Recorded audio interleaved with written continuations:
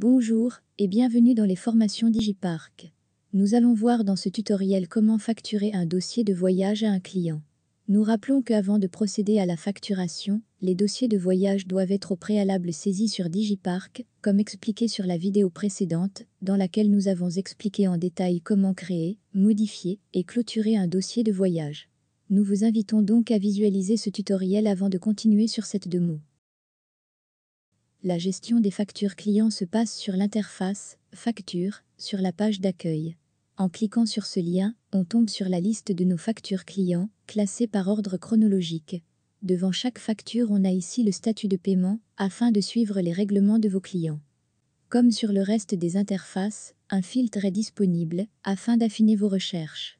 Vous pouvez ainsi effectuer des recherches par période. Client. Numéro de facture. État du paiement. Ou par société.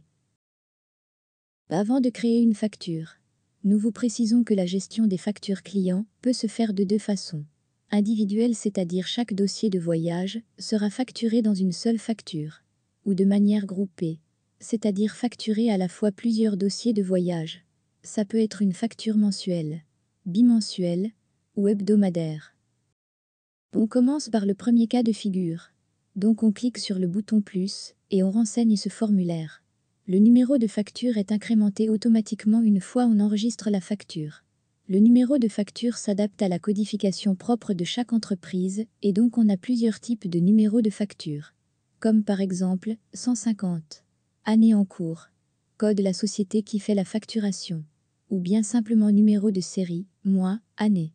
Dans d'autres cas, on même laissé ce champ libre pour que l'utilisateur puisse écrire lui-même le numéro de sa facture. Ensuite, nous avons ici la date qui est incrémentée par la date actuelle, avec la possibilité de la modifier. On passe directement au choix du client qu'on souhaite facturer. Une fois cela fait, nous avons la date d'échéance, qui s'incrémente en fonction du paramétrage effectué au niveau de la fiche du client. Nous rappelons que vous pouvez paramétrer pour chacun de vos clients les conditions de paiement, 30 jours, 45 jours, 60 jours, etc. Sinon, vous pouvez saisir vous-même la date d'échéance de cette facture.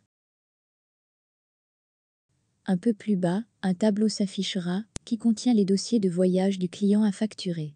Il suffit de sélectionner le dossier de voyage à facturer.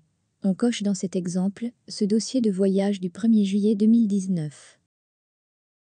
Sur cette zone ici, le montant total de la facture se calcule automatiquement selon un taux de TVA que vous pouvez modifier. Les autres éléments que vous voyez ici sont juste pour vous aider à effectuer le filtre et retrouver le dossier de voyage rapidement. Ainsi, on peut effectuer des recherches par trajet, par type de prestation, par période, par catégorie de véhicule ou par marchandise. Une fois cela fait, on clique sur Enregistrer pour créer la facture, qui va s'afficher ici sur la liste de vos factures. On peut imprimer ainsi cette facture en cliquant sur ce bouton. Ici, on peut mettre votre logo. Et en bas de page, on peut afficher vos coordonnées, telles que l'adresse, le numéro de téléphone, l'identifiant fiscal, le registre de commerce, etc. Notez ici que cette facture n'est qu'un modèle entre autres, c'est-à-dire que Digipark propose d'autres modèles de factures clients. Et dans d'autres cas, on peut créer d'autres factures conformément à votre modèle. On remarque également que le système octroie à la facture un numéro comme expliqué précédemment. Nous avons adopté cette méthode de codification sur Digipark pour éviter les doublons.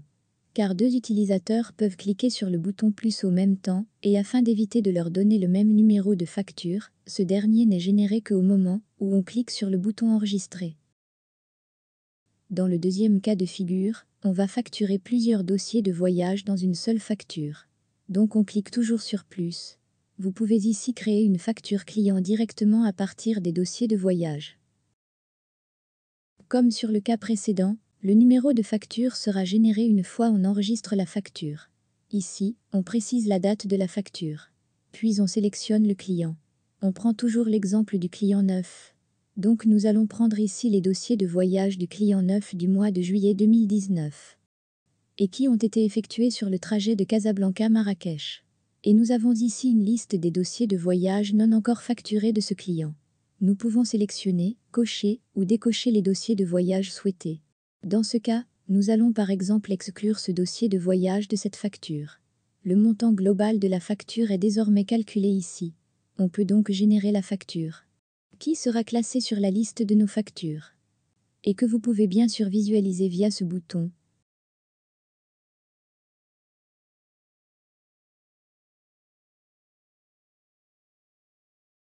Le statut de la facture est par défaut non payé. Le changement de ce statut s'effectue au moment de la création des règlements clients. Ce volet est détaillé dans le tutoriel prochain.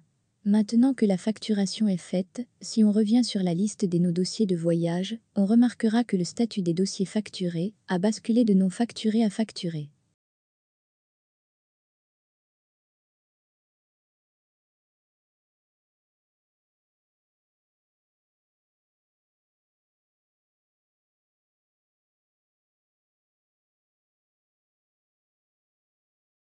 Nous espérons que cette vidéo vous a été utile et rendez-vous dans le prochain tutoriel Digipark. À bientôt.